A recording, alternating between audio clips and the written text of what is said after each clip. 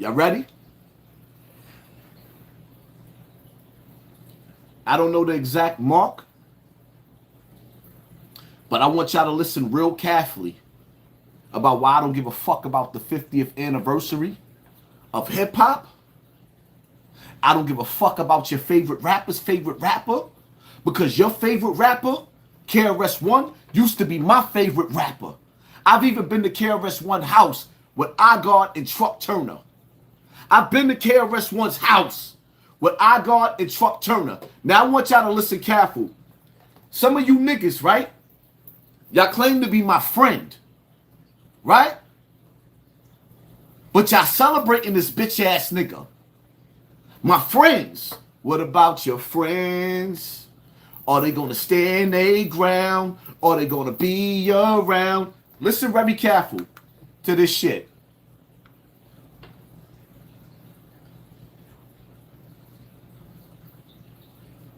Some of y'all gonna get booted out of this live. Stay tuned. I'm going to offend a lot of motherfuckers. I am going to hurt a lot of feelings. This video, this live right here, is dedicated to Zulu Nation, Africa Bambaataa, and a lot of street niggas. Now, with me speaking on my feelings, if you get offended because you fall in the category of the sucker shit that came with the streets, if I offended you, motherfucker, I meant to.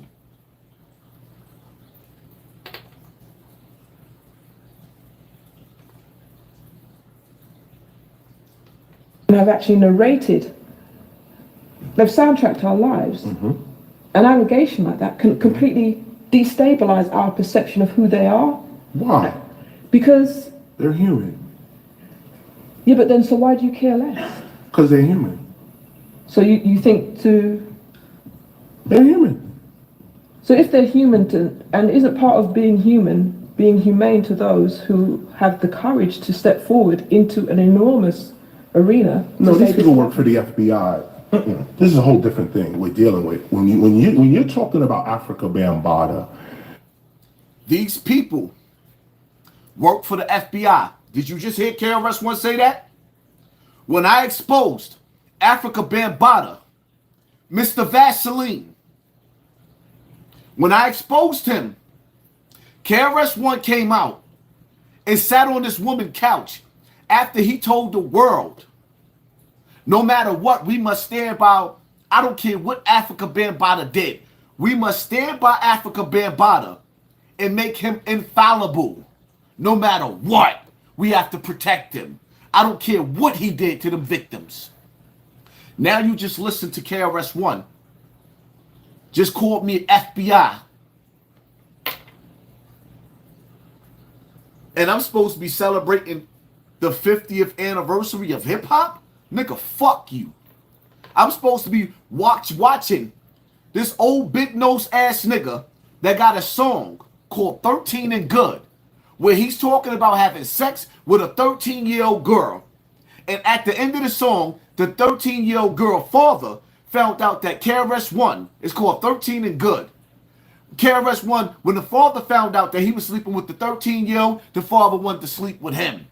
Why would he write that song? Because she was good. Good. Well, let's continue on. Y'all niggas supposed to be my friends? And you celebrating my enemy? Yeah, all right.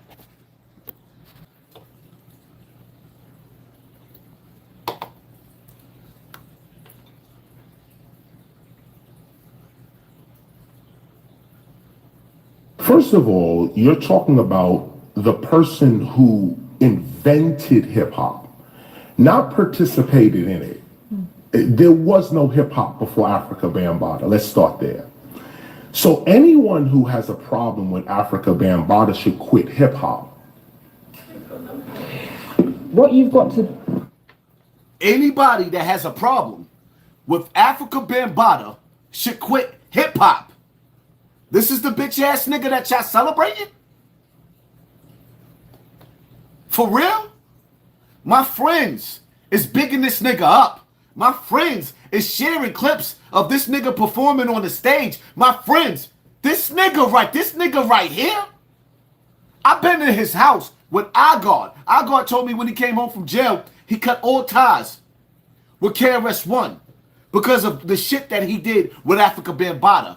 And y'all niggas is sitting up there and y'all celebrating this nigga and y'all supposed to be my friend. The nigga called me a FBI, then told the world, this is a man that's a pioneer. KRS-One is one of the pillars of hip-hop. He told the whole world that I was an FBI agent. And anybody that has a problem with him putting porno on, getting Vaseline, and jerking his dick off while he held my little wee-wee in his hands at 12 fucking years old, while he was holding my little wee-wee, he would jerk himself off. And you gonna tell me, nigga, fuck y'all. Word to my mother. Word to my mother.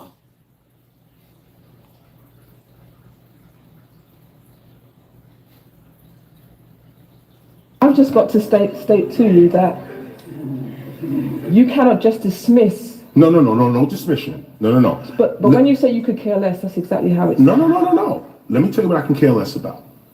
Accusations and gossip.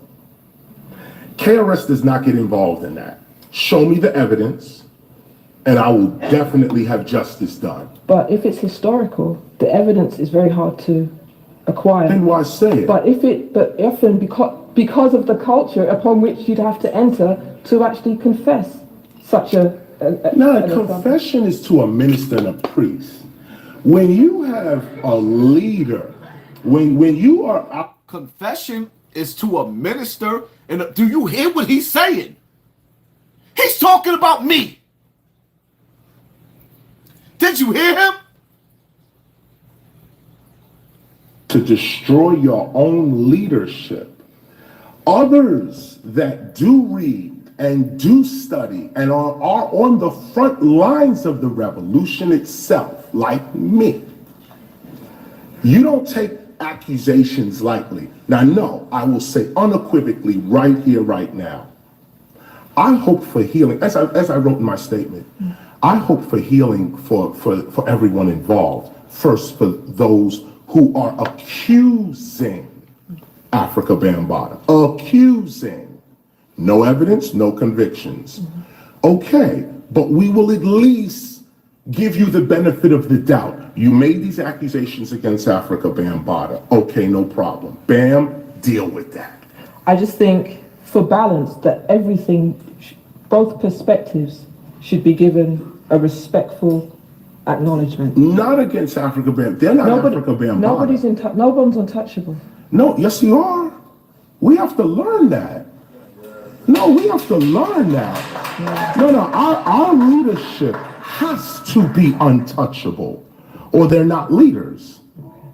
They have to. Here's an example. Right now,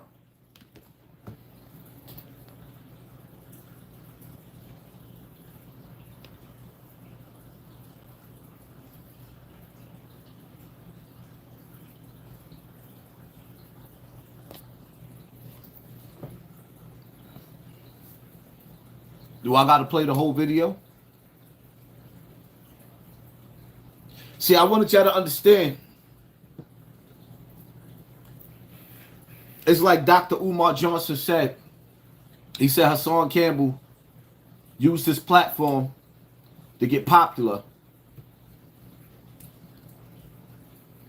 He called me a hypocrite because I moved away from this topic. But every time I deal with this topic, I got to deal with the hypocrisy of the community telling me they don't give a fuck about me, my pain, or my story. So I moved away from it. Now I'm back to talk about it again. Let me share some things with y'all. YouTube is going to pull y'all in and out of here. Y'all got to hit the like button. Y'all got to hit the like button. I'm going to get the people, the haters. Y'all see the haters in here. You knew what you was doing, blah, blah, blah, whatever. That's what your mother told you when your uncle was fucking you? Because grown men don't talk like that. Is that what your mother told you when she left you in the living room with your uncle, your nasty uncle, that was playing with you Because only a sick motherfucker would say some sick shit like that. At 12 years old, I knew what I was doing. You put the responsibility on a teenager and not the adult? Is that what your uncle did to you? I'm pretty sure of it. Because 9 times out of 10, when you sit up there talking about you know what you was doing, 9 times out of 10, the niggas that's typing this shit in my comment section, fuck little kids. Watch them. Go to their pages, look at them, watch them. Then share them on social media. Anybody that says that I knew what I was doing, screenshot their page. Screenshot their picture. Then smear them. And put them up on social media and say, this is the person that said they knew what a child was doing. With an icon, with a pillar. The nigga that started hip-hop. He didn't talk about, KRS-One didn't give props to Kool Herc. And what he was saying, he said Africa Bambaataa started hip-hop.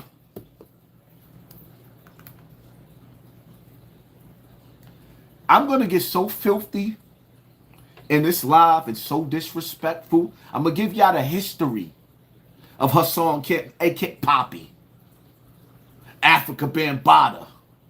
Sex, money, murder. The history. B.O. Rest in peace, my big homie. My only big homie. I call other dudes my big homie out of respect. But the only big homie I ever really had was B.O.